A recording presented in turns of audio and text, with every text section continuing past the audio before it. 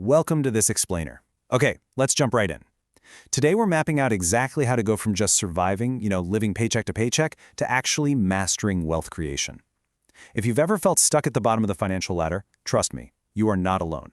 But today we're building a step-by-step path straight to the top. I am incredibly pumped to share this because the math and, honestly, the mindset are totally learnable. Let's get to it. To kick things off, I want to tell you a story that perfectly grounds why we're talking about this today.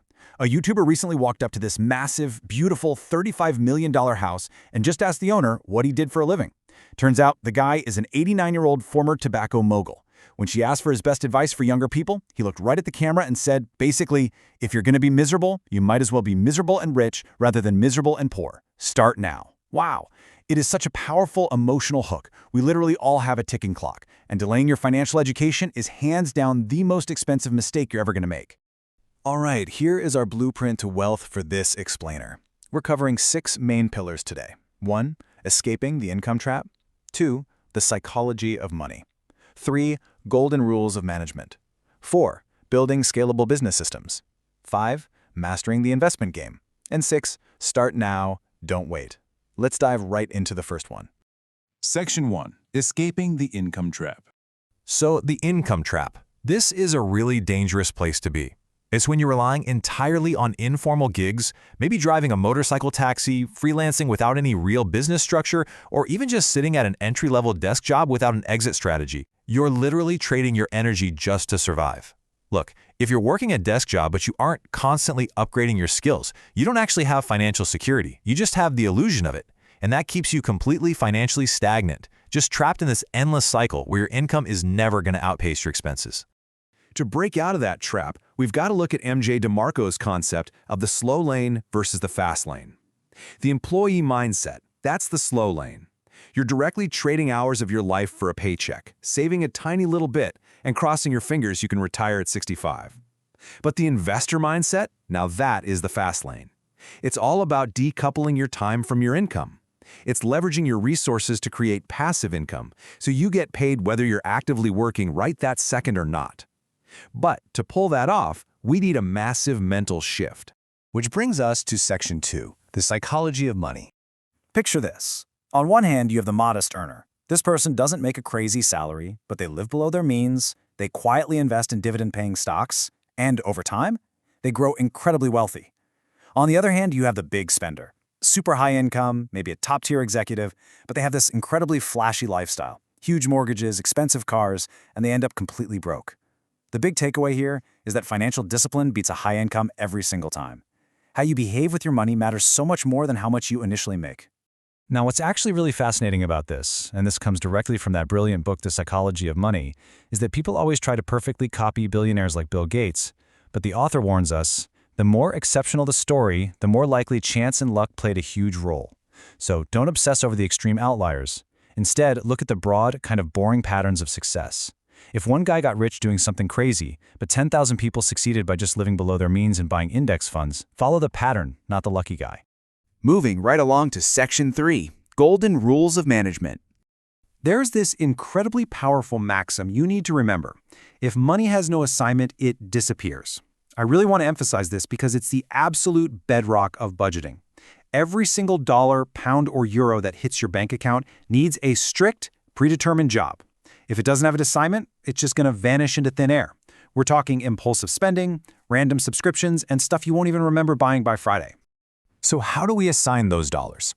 Ideally, you want to intentionally divide your resources into 3 main buckets. You've got your basic living expenses and utilities, your emergency savings, which gives you vital liquidity for when things inevitably go sideways, and your investments. Being intentional with your resources like this builds that emergency buffer you absolutely need to avoid total financial disaster when life throws a curveball. But hey, even with a solid budget, there are landmines everywhere. You've got to avoid these common traps. Lifestyle inflation, that's when your spending shoots up the second you get a raise. Huge, expensive weddings that just completely drain your starting capital. Buying flashy cars that generate zero cash flow but cost an absolute fortune in maintenance. And finally, tying up all your cash in long-term assets with zero liquidity.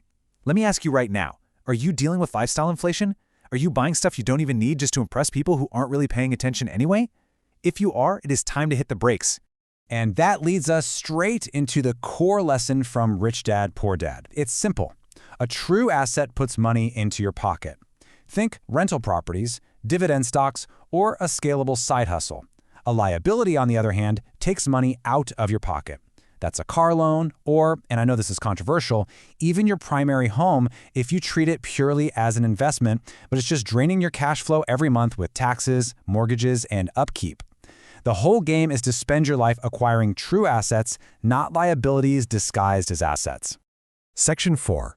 Building Scalable Business Systems. All right, here is the exact progression you need to follow. Step 1 is active income. This is pure survival. You're working your day job, but you cannot stay there forever. Step 2 is systematizing. This means taking what you do, analyzing the data, delegating tasks, and actually creating processes. And finally, step 3 is hitting scalable passive income. That's where the system you built basically runs itself, generating wealth without needing you to be physically present 24/7. This ties in perfectly with Robert Kiyosaki's cash flow quadrant and Tim Ferriss's 4-hour workweek. The ultimate goal is to move from the left side, being an employee or self-employed, where you're essentially the bottleneck of your own income, over to the right side. That's where you become a business owner who builds automated systems and eventually a true investor. And look, this isn't about working less just so you can be lazy. It's about working smarter, automating things and collecting income without being chained to a desk.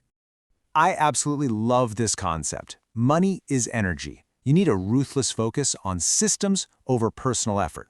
Think about it. If you only rely on your own 2 hands, you're going to hit a ceiling really fast. There are only 24 hours in a day, right? To successfully scale, you have to step back, look at the market data, and apply a ruthless focus to building a system. Stop trying to just work harder and break your back, and start engineering a machine that actually works for you. Section 5. Mastering the Investment Game. When we're talking about investing, there are a few timeless rules. First up, index funds. They are the ultimate long game for most people, super simple and highly effective. Second, use rational frameworks. Keep your emotions completely out of it. Third, never ever invest in something you don't understand. If it looks like a Ponzi scheme or a quick shortcut, run the other way. And lastly, invest in what you know. There's a great story from a financial YouTuber we looked at. She needed to straighten her teeth, tried Invisalign, loved it, researched the public company, bought the stock, and it ended up being her highest returning investment. The best opportunities are literally right under your nose as a satisfied customer. But to actually act on those opportunities, you have to remember this. Scared money does not make money. This brings us right back to that 89-year-old billionaire from the beginning. He made a great point. If you're absolutely terrified of losing even a single dollar, you'll just hoard it in a savings account where it loses value to inflation. Like he said, you'll get to the end of your life complaining that you never won the lottery, but you never even bought a ticket. You have to take calculated, educated risks. Section 6. Start now, don't wait. I want you to really feel the emotional weight of this. That same 89-year-old man looked back at his life and said, those 60 years went by in an absolute flash. He literally said being 29 years old felt like it was just yesterday. Time moves incredibly fast, and once you hit your 30s and 40s, life just seems to accelerate. Please do not put off your financial education thinking you have all the time in the world. You really don't. Right now, the only thing holding you back is what entrepreneur Alex Hormozi calls ignorance debt. It's such a fascinating way to look at it. The gap between your current bank account and that $1 million you want, it isn't magic. It's simply the information you haven't learned and applied yet. You don't have the wealth because you just don't know the exact steps to generate it yet. That is a debt of knowledge, and you need to start paying it down immediately. So, as we wrap up this explainer, I want to leave you with one final thought. Your ignorance debt is the absolute only barrier standing between you, the income trap, and genuine systematic wealth. You've got the blueprint now. You know exactly what traps to avoid, and you understand the mindset. So, what are you going to learn today to start closing that gap? Get out there, start building your systems, and I'll see you in the next one.